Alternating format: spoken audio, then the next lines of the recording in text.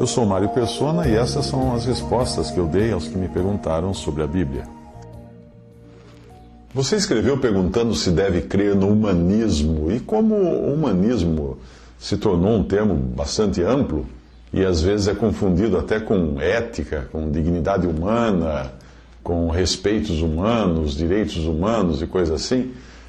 Para aquilo que eu vou dizer aqui, vamos considerar a expressão humanismo como sendo apenas a crença na capacidade humana como o topo e a solução para todos os problemas da própria humanidade. Então, o humanismo dentro de uma visão assim: o homem seria capaz de resolver todos os seus problemas. Então, leia-se da seguinte maneira: devo acreditar no ser humano? Vamos trocar sua pergunta para devo acreditar no ser humano?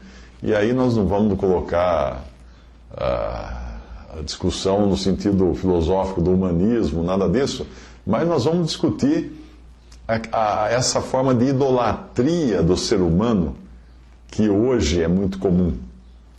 A idolatria que substitui Deus pelo ser humano, pela sua capacidade intelectual, pela sua capacidade produtiva, pelas suas próprias conclusões, pela sua própria visão de mundo, visão de capacidade, visão espiritual e tudo mais.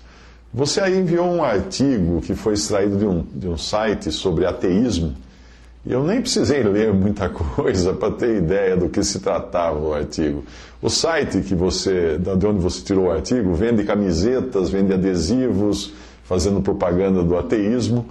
Ele traz uma foto do criador do site, e também é o responsável pelo site, e ele tem um cordão no pescoço onde tem uma cruz pendurada de cabeça para baixo, olha só. A cruz invertida, que era originalmente um símbolo de Pedro, porque ele teria sido, segundo a tradição, ele teria sido crucificado de cabeça para baixo. Hoje a cruz invertida é um símbolo de oposição ao cristianismo. E todo o conteúdo do site revela a extrema dependência que o autor tem do cristianismo. Se o cristianismo não existisse, não existiria esse site, não existiria seu autor, não existiria sua crença.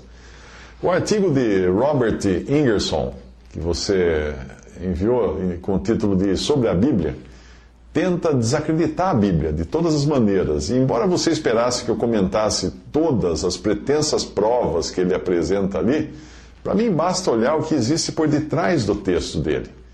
Para fazer uma boa análise de texto assim, sejam eles de crítica ou mesmo propagadores de novas ideias, eu vou dar uma dica para você. Comece lendo do fim. Leia primeiro o fim antes de ler o começo e antes de ler o meio. E, geralmente os pensadores, pessoas que têm ideias e querem incutir essas ideias na mente dos seus seguidores, elas vão alimentando as suas ideias com conta-gotas de supostas provas ou supostos fatos ao longo do texto, para no final dar um desfecho da sua ideia. Em resumo, o sujeito já tem a ideia formada. O que ele deseja no texto é enfeitiçar a sua ideia com aquilo que ele considera provas.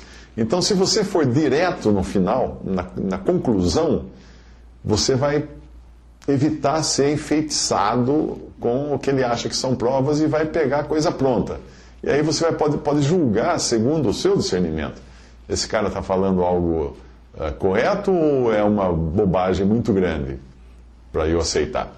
O autor do texto era agnóstico humanista, e foi famoso na época em que ele escreveu esse texto por sua habilidade de oratória, por suas ideias revolucionárias para aquela época. E, obviamente, quando ele ataca a Bíblia, ele quer, no fundo, atacar Deus. Ele quer, no fundo, se ver livre de Deus. Ele quer, no fundo, seguir o seu próprio nariz, não ter um Deus para julgá-lo. Ora, ou então ele quer seguir o nariz da humanidade como um todo, né? Ele quer seguir o nariz humanista. Mas a ideia dele não é original, nem um pouco. Essas ideias que ele apresenta foram já expressas há muito tempo por um cara chamado Lúcifer, um querubim, cuja formosura foi tamanha que ele subiu a cabeça dele, ficou tão orgulhoso. E depois, mais tarde, essas ideias também foram compartilhadas por Adão e Eva, na sua ânsia, no seu desejo de serem como Deus, conhecedores do bem e do mal.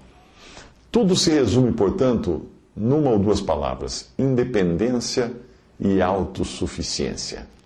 Porque quando nós tiramos Deus de cena, Deus da equação, nós precisamos colocar alguma coisa no lugar de Deus.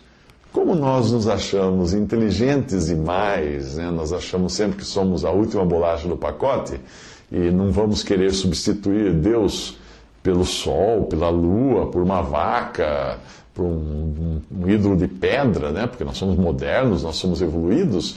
Então nós apostamos no ser humano como a melhor opção para colocar no lugar de Deus. No fundo é a mesma coisa, é idolatria. Paulo escreve aos Romanos: tendo conhecido a Deus, não o glorificaram como Deus, nem lhe deram graças. Antes, nos seus discursos ou raciocínios, se desvaneceram, e o seu coração insensato se obscureceu. Dizendo-se sábios, tornaram-se loucos, e mudaram a glória do Deus incorruptível em semelhança da imagem de homem corruptível. Romanos 1, 21 a 23. Depois de falar de tudo o que ele considera absurdo na Bíblia e também de destilar críticas sarcásticas sobre o Senhor Jesus Cristo, o autor do texto explica o seguinte, abre aspas: ataco este livro, falando da Bíblia, ataco este livro porque é um inimigo da liberdade humana. É a maior travanca no progresso da humanidade, fecha aspas.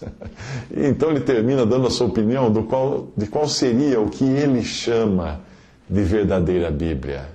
Abre aspas, vamos ver o que ele acha que é a verdadeira Bíblia. Por milhares de anos o homem vem escrevendo a verdadeira Bíblia. Ela está sendo escrita dia a dia e nunca será terminada enquanto o homem tiver vida.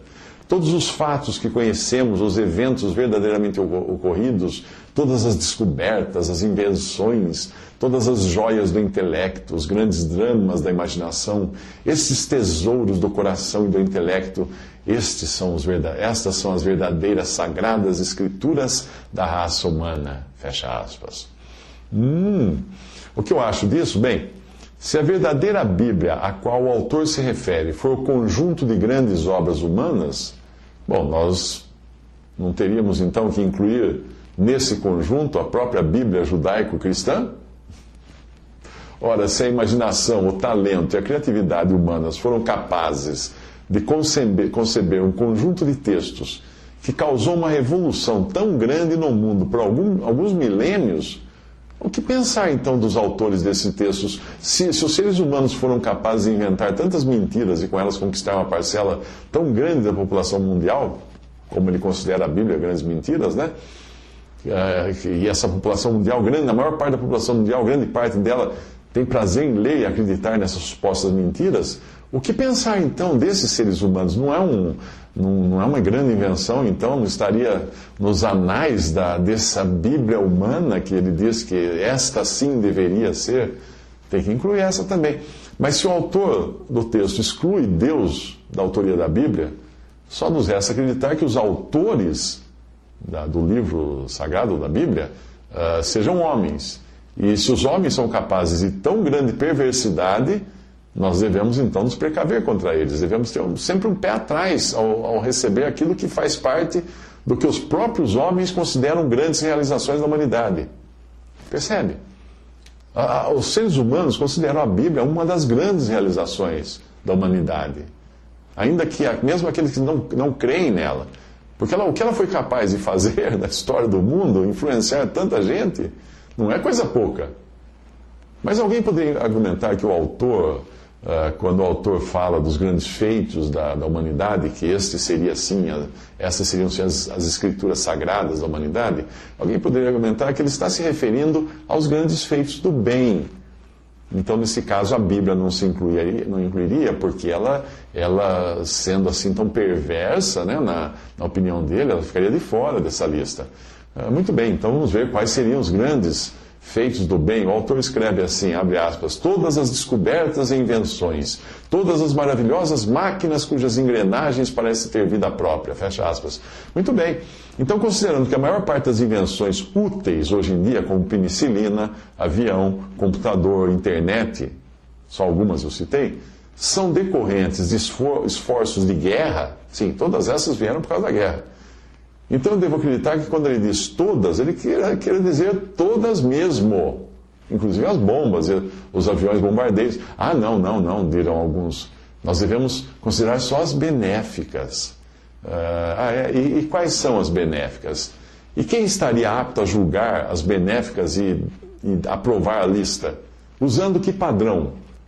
Para isso, nós teríamos que contar com o mesmo ser humano que, segundo o autor do texto, produziu essa mesma Bíblia que ele considera uma grande e perniciosa mentira.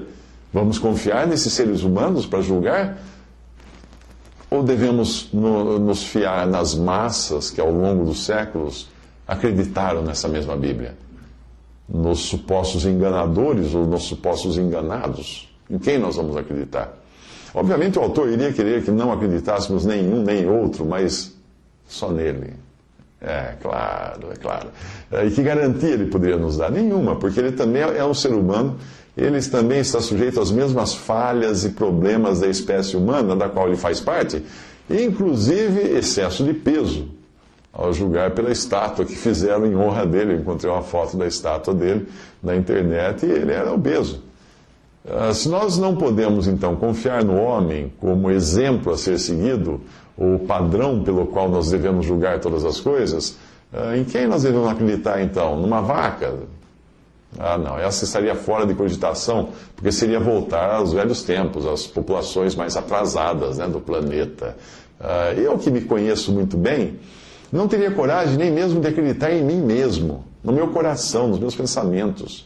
Até os meus dentes, que são meus amigos, costumam morder minha língua de vez em quando.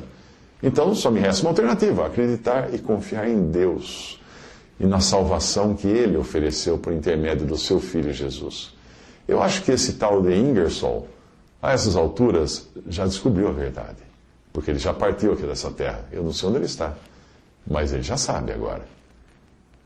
E a Bíblia diz: assim diz o homem, maldito o homem que confia no homem e faz da carne o seu braço, e aparta o seu coração do Senhor, porque será como a tamargueira no deserto, e não verá quando vem o bem. Antes morará nos lugares secos do deserto, na terra salgada, inabitável. Bendito o homem que confia no Senhor, cuja confiança é o Senhor, porque será como a árvore plantada junto às águas, que estende as suas raízes para o ribeiro e não receia quando vem o calor, mas a sua folha fica verde. E no ano de sequidão não se afadiga, nem deixa de dar fruto. Enganoso é o coração mais do que todas as coisas e perverso. Quem o conhecerá? Isso escreveu Jeremias, capítulo 17, versículos 5 a 9.